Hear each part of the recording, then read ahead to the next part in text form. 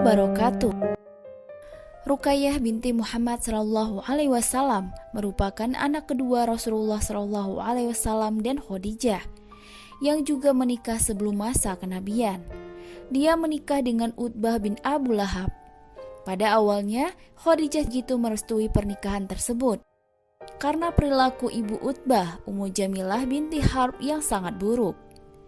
Selain itu, Abu Lahab adalah orang yang paling memusuhi Rasulullah Shallallahu Alaihi Wasallam dan Islam. Khadijah sangat mengkhawatirkan nasib sang putri atas sikap bapak dan ibu mertuanya yang sangat membenci Rasulullah Shallallahu Alaihi Wasallam.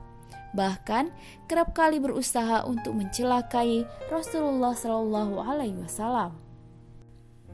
Kisah yang serupa juga dialami Ummu Kulsum, adik Ruqayyah yang menikah dengan saudara dari Utbah bin Lahab, suami Ruqayyah. Ummu Kulsum dan Utaibah bin Abu Lahab menikah sebelum Rasulullah SAW mendapatkan wahyu.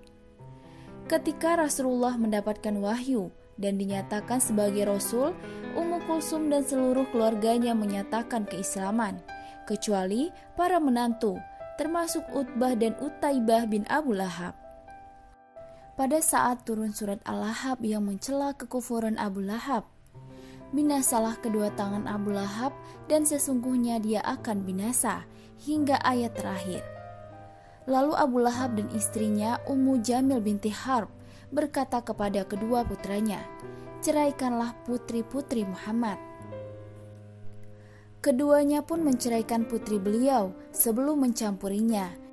Dan akhirnya kembalilah dua putri yang mulia ini ke naungan ayah bundanya sebelum sempat dicampuri suaminya.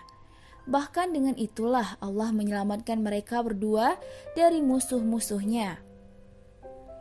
Ruqayyah dan Ummu Kulsum pun masuk Islam bersama ibunda dan saudari-saudarinya. Allah Subhanahu wa Ta'ala memberikan ganti yang jauh lebih baik. Akhirnya Ruqayyah disunting oleh seorang sahabat mulia, Utsman bin Affan.